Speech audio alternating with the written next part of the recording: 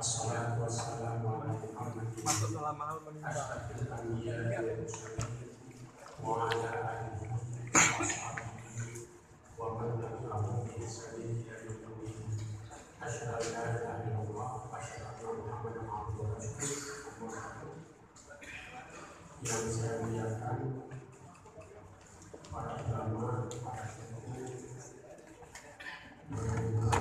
kami yang hadir dalam acara mengajar, saudara moderator pimpinan MPU, Dinas Syariah Islam dan Biro Islam yang sudah merencanakan kegiatan ini, hadirin hadirat, para peserta acara yang saya muliakan.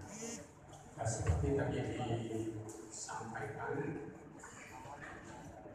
saya diminta menyampaikan materi tentang masalah berpegang pada tongkat atau masalah tongkat di dalam khutbah Jumat.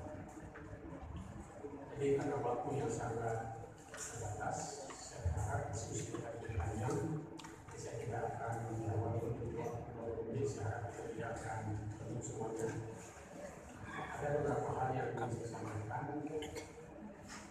Yang pertama sekali, ada hadis bahwa Rasulullah pernah berpegang, pernah berpegang kepada tongkat atau kepada pusuk panah ketika menyampaikan khutbah Jumat. Ini hadis ini ada.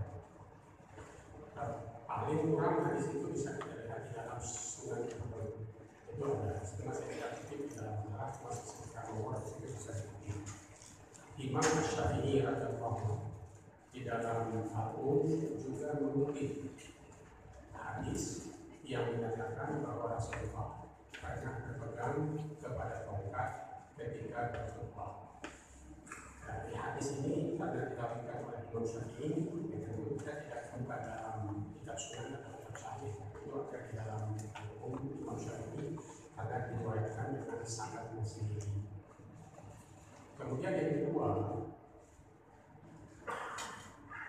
ulama-ulama yang buku-buku yang saya baca tentang pendapat ulama menyatakan bahwa berpegang pada tongkat itu sunnah, atau dalam kata sebagian buku disebut itu mandu.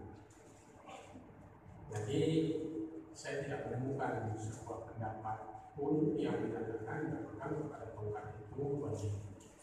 Itu tidak saya temukan. Mungkin saja ada, tapi saya tidak membacanya. Jadi baik Imam Syafi'i, murid-muridnya, dan juga mazhab lain itu menyatakan berpegang pada tongkat adalah sunnah. Kemudian yang ketiga, kalau kembali ke hadis Nabi tadi, berpegang pada tongkat ketika khutbah itu sederhana. Ada beberapa riwayat atau ada